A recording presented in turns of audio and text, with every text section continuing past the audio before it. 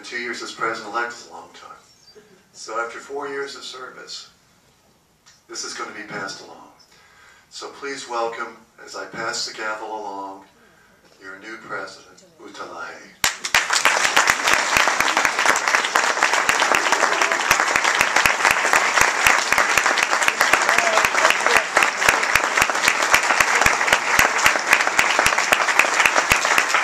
And now we'll finish out the program.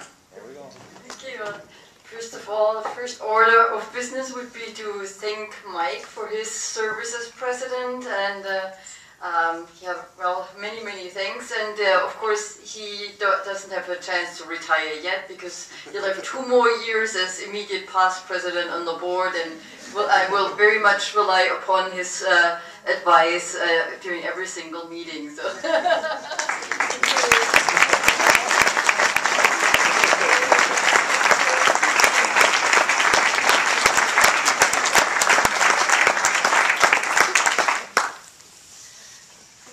So, yeah, this is quite a moment here. Dear IALLT family, so that's really what you have become for me. I'm really honored to serve as the new president for the 2011 and 2013 term. IALLT has always been a very important place in my professional life, actually since my very first day as the director of a learning center. Was charged in converting a very old, very orange language lab into a new state-of-the-art learning center. And all the IALLT members who've given me their time in a very generous way during the time I developed the proposal are too numerous to mention here. But however, I would like to recognize 2 people who not only helped me during those early days in my position, but who were also instrumental in my becoming part of IALLT. At my very first visit of a learning center in fall of 1996, I went to UT Arlington, that was in Texas, and I spent an entire day with Pete Smith, who was at the time the director of the Language Acquisition Center, and during the end of that day, Pete gave me several copies of the IALLT journal. At the time it was the IALLT journal without a T, so yeah, and impressed upon me that I really needed to become a member of IALLT in order to ensure that my proposal be successful. Well, I followed that advice and promptly joined IALLT.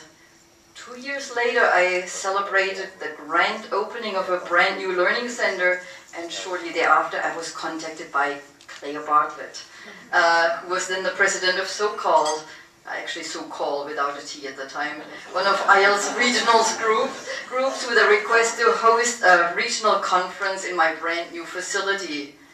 Well, at the end of that conference, I had the title of Secretary Parliamentarian of the regional group. That's how that happens. And I've served on the boards of the national and the regional groups of IALLT ever since. So thank you very much for Pete, who cannot be here, and also for Claire, who's over there, for all your mentoring and advice, and for being an example of what IALLT is really about. And I would also really give all of you the advice to do the same thing: recruit. Okay. During the next 2 years, I hope to build on the work of Mike Ledgerwood in strengthening IALLT's international ties. Thanks to IALLT, thanks to Mike, IALLT has now a new regional group that is actually quite a bit away from here. That's India Call. This shows that distance is no barrier for collaboration for an organization that has language and technology at its heart. And in addition to casting a wider net for the regional groups, I would like for us to work together in finding new ways to increase our membership. As a result of the recession, we've had several travel budget cuts, and this also has directly impacted our conference attendance. Yet the active exchanges on the LLTI listserv show that there's a need for networking and for the exchange of ideas in the areas of language learning technology. This is particularly true for any questions involving leadership and management of language learning centers, as language center directors generally lack counterparts within their own institution. Networking and the direct exchange of ideas should not be limited to travel budgets. I would therefore like to see the development of a webinar series that will serve the need for the professional development in our field. We've had already several very fruitful conversations in this area. The great strength of our organization lies in the networking between language learning center directors, language technology professionals, and language faculty. Whether you're a first-time conference participant or a long-standing IALLT member, please allow me to encourage you to become involved in our organization. Maybe you've recently opened a new language learning center, or maybe you have adopted a new technology for the integration of language learning, language technology into the language curriculum.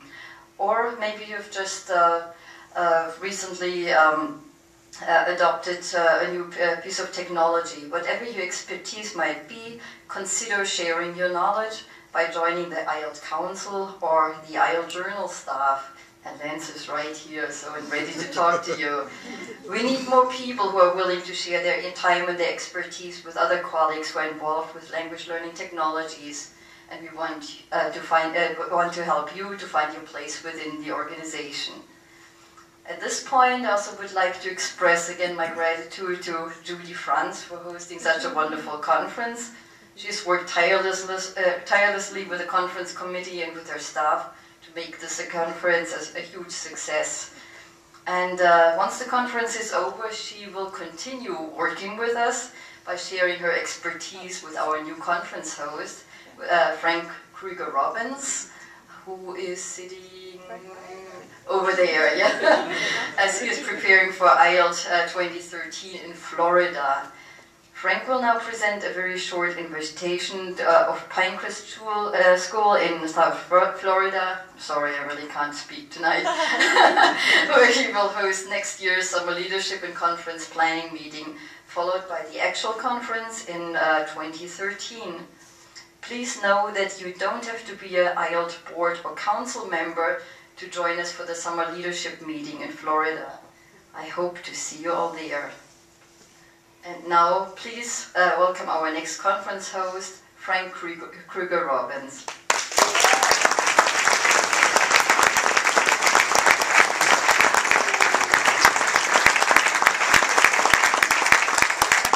And actually, I would like to present not only Frank, your new host, Frank Kruger-Robbins, but also Linda Markley, the president of the Florida Foreign Language Association, and Rosalind Pearson, who is also from Pinecrest.